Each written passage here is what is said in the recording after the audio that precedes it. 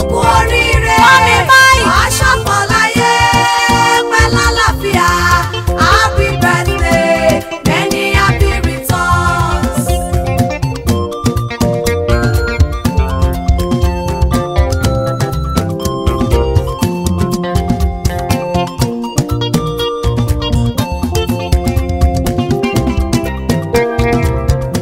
Susanna Adéfúnkẹ́ okú ọjọ́ ìbí o. Mọ́mí máa fẹ́ every lọ. 13th of March ṣálọ́jọ́ ẹ. Bẹ́ẹ̀ni. ò bá bẹ̀rẹ̀ kójó kó fi jóyin Jésù. Kó mú jójó. tó dá ọ sí lónìí tó pa ọmọ. Aya Owóyẹmí ló ń ṣọjọ́ ìbí o. Mọ́mí Marvelous. Mama Akíntayọ̀ òkú oríire. Ọmọ Adédọ̀kun. wàá ṣọ̀pọ̀ láyé pẹ́ lálàáfíà. Happy birthday, many happy returns. Rírí lọ́lọ́gọ́dì o. Adéfúnkẹ́ gbéra nílẹ̀ kò dìde ibi gìjàgìjà lábẹ́kùn. Òní ní ṣọjọ́ ìbí rẹ̀ ó yá máa bọ̀ ní gbàgede.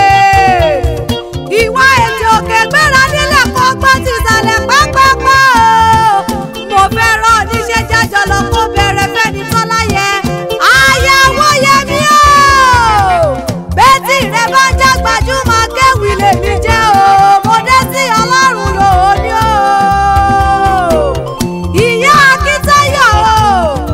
Ẹni ọ̀tá pètèpèrè ló lórí láti dáwọ́ ẹ̀dẹ́lẹ̀ tó jẹ́ pé pípele ló ń pele sí.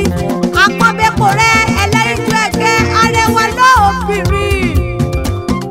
Ìyá Akínmáyọ̀ o. Ṣé Bọ́ládún ní mọ́tẹ́ lọ́dún o? Oyin mọ tiẹ̀ nínú afárá. Ìpín mọ tiẹ̀ nínú ìkarahun. Òjò lọ́mọ tiẹ̀ ní jù. Mo lóò ti sọdún èyí náà ọ̀pá rẹ̀ ló ṣe. Happy birthday to you o. Ìyá Akíntayọ̀. Happy birthday to you. Ó ti sọdún èyí o. Ọdún ayọ̀ ló ti bọ̀ ṣe. Jíyẹ ní yẹyẹlé o. Rírọ̀ ní ràdàbà lọ́rùn kò yọ kalẹ̀ kó wà lálàáfíà. Ọ̀dẹ́rọ̀kọ ọ̀dẹ́pẹ̀rán ọ̀wàwà. Ọ̀wàwà ló ní kí wọ́n wà wálé. Kọ́lá wà wálé. Kí àìkú ti ṣe bọ́ọ̀lì ọ̀rọ̀ kọ́bílé rẹ̀ ṣe bùgbé o. Ire lójú ọmọ rí o. Kójú rẹ̀ kó mọ ríre. Ọgọ́rùn-ún ọdún lónìí gbọ̀ngbọ̀n lòkè. Kó o máa gbé nínú ọ̀la. Kó o má ṣe bá wọn gbé bùgbé ìyọnu. Ọmọ Adédọ̀kun o. Ó yá jẹ́ àjọṣeré dé pálọ̀ àwọn bàbá tiẹ̀ gangan. Ìkìrun ni á. Ìkìrun àgùnbẹ́ onílẹ̀ òbí. Ọmọ ẹlẹ́ni àtẹ̀ká, ọmọ ẹlẹ́ni ẹ̀wẹ̀lẹ̀. Ọmọ oníbú àtàrẹ. Ọmọ ẹrú kan gbọ́dọ̀ bèrè ìwọ̀n pàkan gbọ́dọ̀ dòdò kòrò. Ìkìrun àgùnbẹ́ ní gbọ́fà lórí. Ẹ̀yin lọmọ bí Sújínà tá máa ró fún bọ́dú. Ìrèlè ni mo kò ní sà. Ìrèlè ti mú kíkìrún rọ́kùn.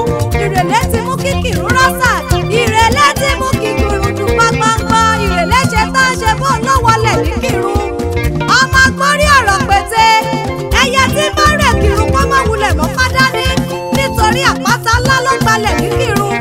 Ọ̀tọ̀ torí oníkálukú ní mùsùlùmá. Ọmọ alákùnkọ gàgàrà tó ń kọ lódò ọ̀nà. Ọmọ Sújínà tán amúbọ̀pọ̀.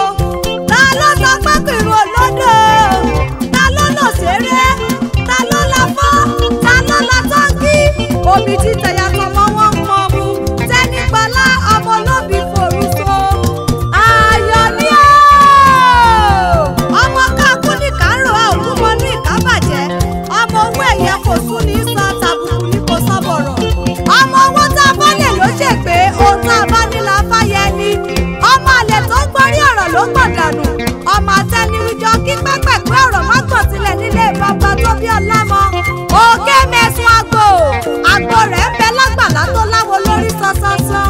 Òkú ọdún, òkú ẹ̀yẹ rẹ̀ òní o. Aṣọ kì í tẹ́ níbi tó bá ti ń ṣègbéyàwó nílé ayé. Òní tí, òní tẹ́, òní kàmù. Ọmọ aráyé onítàpọ̀ sálà tirẹ̀ ó ṣe èèwọ̀. Gbogbo ọmọ tó bí ni wọ́n yàn tí wọ́n yanjú pátápátá. Ìṣe gbogbo wọn kò ní ṣẹ̀yìn rẹ̀ láṣọ